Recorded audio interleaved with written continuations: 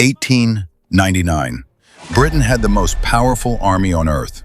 450,000 professional soldiers, modern rifles, artillery, cannons, warships, the largest empire in human history, controlling 1/3 of the entire world.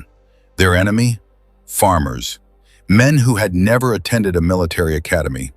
Men who spent their mornings feeding cattle and their evenings reading the Bible. 87,000 farmers. No professional training, no uniforms, no artillery, just rifles. And land they refused to surrender. Britain expected the war to last 3 weeks. It lasted 3 years. And when it was finally over, the British Empire was never the same again. This is the story of how a handful of farmers broke the most powerful empire the world had ever seen, and why nobody ever taught you this. To understand what happened, you need to understand one man. His name was Christian de Vet. He was a farmer from the Orange Free State. He had calloused hands, a sunburned neck, and a rifle he had carried since he was 12 years old. He had never attended a military academy. He had never studied tactics or strategy. In 2 years, he would become the most hunted man in the British Empire. De Vet was a Boer, and the Boers were unlike anyone Britain had ever fought. Dutch settlers who arrived in southern Africa in the 1600s, long before Britain had any interest in the region. Calvinist Christians, hard men, stubborn men. They called themselves Boers, the Dutch word for farmers. Every man could ride, every man could shoot.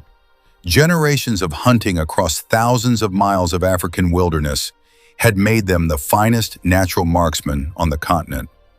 Britain looked at these farmers and saw no threat. That was their first mistake.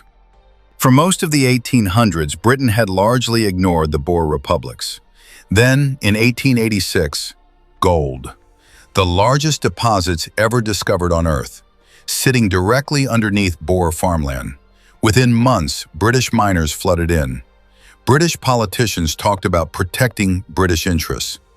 British newspapers ran stories about the backwardness of Boer society. It was the oldest story in the history of empire.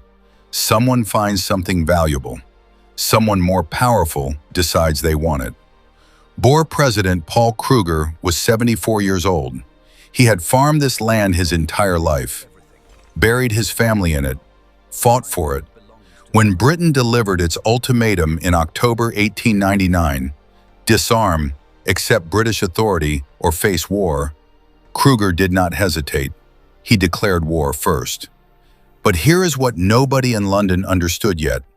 General Redvers Buller told the press the war would be over by Christmas. Young British officers competed for posting to South Africa, terrified the fighting would end before they arrived. The British public treated it like a sporting event. Nobody was afraid of farmers. That confidence was about to get a lot of people killed. But what happened next, nobody in London saw coming. The Boers knew they could not fight Britain in open field. 87,000 men against 450,000 was not a battle. It was a massacre. So Christian de Vet did something different. He split his men into commando units of 20 to 50 riders. They carried dried meat, a blanket, and ammunition. Nothing else. No tents, no supply wagons, no artillery. They moved at night across terrain they had ridden since childhood. De Vet's personal rule was simple: strike fast, disappear faster. His unit once covered 80 miles in a single day to escape a British encirclement, on horses that had not been fed properly in a week.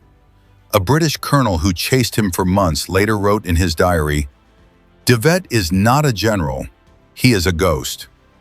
Before Britain could organize a response, the Boer commandos were 30 miles away, sitting around a fire planning the next attack. Britain called it cowardice. Military historians today call it the birth of modern guerrilla warfare.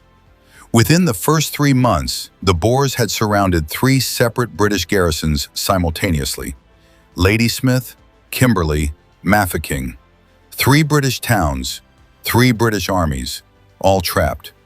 Then came the week that changed everything. December 1899, 7 days, 3 battles, 3 catastrophic British defeats. At Stormberg on December 10th, British forces walked into a Boer ambush. 700 men lost. At Magersfontein on December 11th, a Highland brigade marched in formation toward Boer positions in the dark. The Boers waited. Let them come within 40 yards, then opened fire. 948 British casualties in a single morning. At Colenso on December 15th, General Buller launched a frontal assault across an open river. The Boers simply shot them as they crossed. Over 1,100 British casualties. 10 artillery guns abandoned on the battlefield. 3 battles, 7 days, nearly 3,000 men. Back in London, Queen Victoria, 80 years old, dying, reportedly told her staff, "There is no depression in this house. We are not interested in the possibilities of defeat." But the generals knew the truth. Farmers were beating them, and what Britain did next would shock the entire world. Britain replaced Buller with Field Marshal Lord Roberts, their most celebrated general. They sent Lord Kitchener as his second, the most ruthless military administrator in the empire. And they sent men, hundreds of thousands of them. Troops from Canada, Australia, New Zealand, India, the full weight of the largest empire in human history, directed at 87,000 farmers. By mid-1900, the British had relieved the sieges and captured the Boer capitals. Roberts declared the war essentially over and sailed home to a hero's welcome. He left Kitchener in charge to clean up. It was one of the worst miscalculations in British military history, because the Boers had no intention of stopping. The formal Boer armies dissolved overnight. De Wet's commandos tore apart British supply lines. They derailed troop trains. They ambushed convoys and vanished before reinforcements arrived. One British supply column of 400 wagons was captured almost entirely intact, including the artillery. Kitchener, a man not known for patience or mercy, made a decision. If he could not catch the commandos, he would destroy everything that sustained them. He built 8,000 blockhouses connected by barbed wire across the entire country. He divided South Africa into zones and swept each one systematically. And then he burned the farms. Every farmhouse suspected of supplying the commandos was destroyed. Crops burned. Livestock slaughtered. A British soldier named Private Herbert Tucker wrote home to his mother in Birmingham, "We burned 3 farms today." A woman stood outside watching her house go up. She did not cry. She just watched. I cannot stop thinking about her face. The women and children left homeless were rounded up and placed in camps. Britain called them concentration camps. What happened inside them would haunt the British Empire forever. A British social reformer named Emily Hobhouse arrived in the camps in early 1901. What she found was not a humanitarian operation.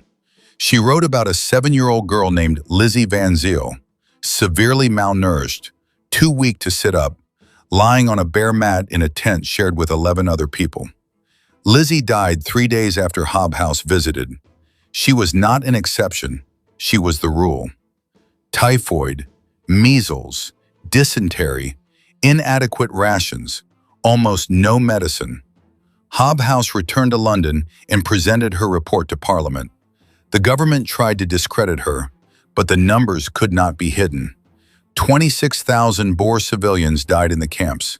22,000 of them were children under the age of 16. Britain had gone to war to take a gold mine and had killed 22,000 children to do it. In Parliament, Liberal leader Sir Henry Campbell Bannerman stood and used 2 words to describe Kitchener's methods.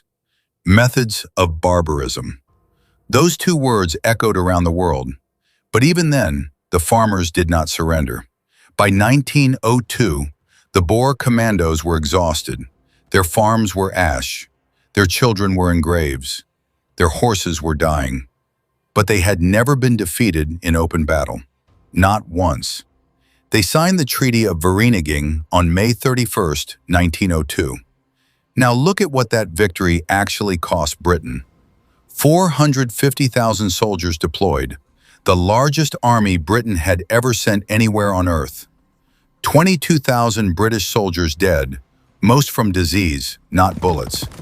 230 million pounds spent, billions in today's money.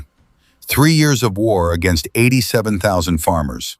To put that in perspective, Britain had defeated Napoleon with fewer men. And the damage went beyond money. Germany watched and accelerated its naval buildup. America watched and quietly noted the empire had feet of clay. Australia and Canada, who had sent their own soldiers to fight for Britain, began questioning why. The Boer War did not end the British Empire, but it exposed cracks that the world could no longer ignore. In 1910, Britain granted South Africa self-governance. The Boer generals who had commanded commandos against British soldiers became the prime ministers of a unified South Africa. Christian de Wet, the farmer Britain had chased across 80 miles of veldt and never caught, walked free. The men Britain had tried to destroy ended up running the country Britain had tried to steal. 87,000 farmers held off the most powerful empire on Earth for 3 years. They lost the war on paper, but they won something Britain could never take back: their dignity, their story, and proof to the entire watching world that empire was not invincible. 40 years later, that empire was gone.